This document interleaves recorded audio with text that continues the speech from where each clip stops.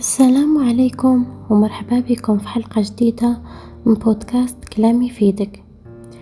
حلقة اليوم غادي نهضروا فيها على موضوع حساس شوية، وبزاف ديال النساء كيعيشوه في صمت، بالخوف، بالإحراج، ومرات حتى بالإحساس بالذنب. غادي نهضروا على التشنج المهبلي. هذا الموضوع مهم بزاف، لأن بزاف ديال البنات والنساء كيظنوا أنهم بوحدهم اللي كيعيشوا هذا المشكل، والحقيقة أن عدد كبير كيعانيو منه، غير الناس ما كتهدرش عليه.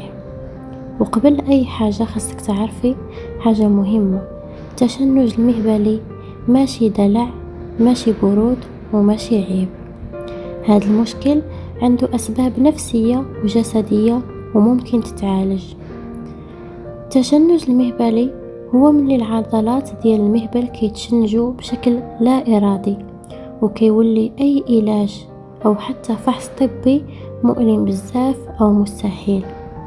والمرأة ما كتكونش كدير هاد الشي بإرادتها، الجسم ديالها هو اللي كيتفاعل بالخوف والتوتر. بزاف ديال النساء كيبقاو ساكتين سنوات، كاينه اللي كتخاف تقول لراجلها، كاينه اللي كتحس براسها ناقصه، كاين اللي كيبداو الناس يضغطوا عليها: واش فيك شي مشكل؟ علاش مازال؟ راكي معقده؟ وهذا الكلام كيزيد الطين بله. المشكل ان المجتمع ديالنا كيخلي المراه تحشم من اي حاجه عندها علاقه بالجسد ديالها او بالعلاقه الزوجيه، وملي كتكون المراه خايفه، متوتره، او عندها صدمه نفسيه، الجسم ديالها كيبدا يحمي راسو بطريقه تلقائيه. كاين بزاف ديال الاسباب اللي ممكن تسبب التشنج المهبلي، مثلا الخوف من العلاقه الاولى، التربيه اللي كلها تخويف من الجنس، تعرض لتحرش او صدمه قديمه، والقلق الزائد، مشاكل في الثقه في النفس، او حتى تجربه مؤلمه سابقه. بعض البنات من صغرهم كيسمعوا العلاقة الزوجية مؤلمة بزاف، خاصك تخافي، الراجل غادي يوجعك، والعقل كيخزن هذا الخوف، وملي كتجي اللحظة الجسم كيتشنج اوتوماتيكيا. وهنا خاصنا نفهموا حاجة مهمة: العقل والجسد مربوطين ببعضياتهم بشكل كبير. إذا كانت النفسية مرعوبة الجسم كيرد الفعل. وللأسف بعض الرجال ما كيفهموش هاد الشي، كاين اللي كيغضب، كاين اللي كيضغط على، كاين اللي كيحس بالمرأة، يحسس المرأة انها هي السبب، مع ان المرأة اصلا كتكون متألمة نفسيا وجسديا. في الوقت اللي هي محتاجة التفهم، الصبر، الحنان والدعم، كتلقى اللوم. وهذا الشي كيخلي المشكل يكبر اكثر.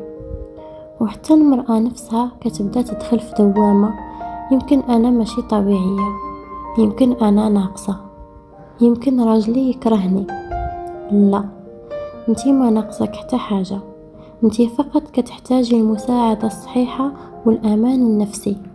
والحمد لله التشنج المهبلي عنده علاج، بزاف ديال النساء تعالجوا ورجعت حياتهم طبيعية. العلاج ممكن يكون مع طبيبة نساء أو أخصائية نفسية، أو تمارين استرخاء للعضلات، وأهم حاجة إزالة الخوف تدريجيا. والدعم ديال الزوج كيلعب دور كبير بزاف، حيث المرأة ملي كتحس بالأمان الجسم ديالها كيرتاح.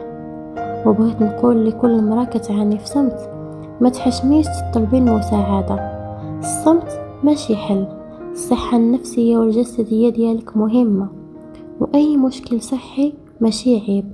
وحتى إلى المجتمع ما كيهدرش على هاد المواضيع، خاصنا نكسروا هاد الصمت، لأن بزاف ديال النساء كيحسوا بوحدهم، هما أصلا محتاجين غير يسمعوا راه كاين حل، وراه ماشي غير انتي. وللرجال اللي كيسمعونا، المرأة ماشي آلة، والمشاكل الحساسة بحال هادي خاصها رحمة وتفهم، ماشي ضغط وعصبية. في العلاقة الصحية الأمان النفسي مهم قد الحب.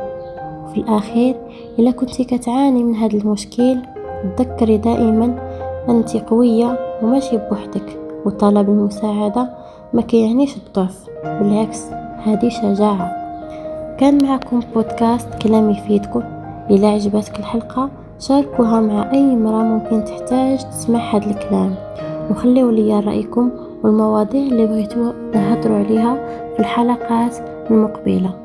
إلى اللقاء.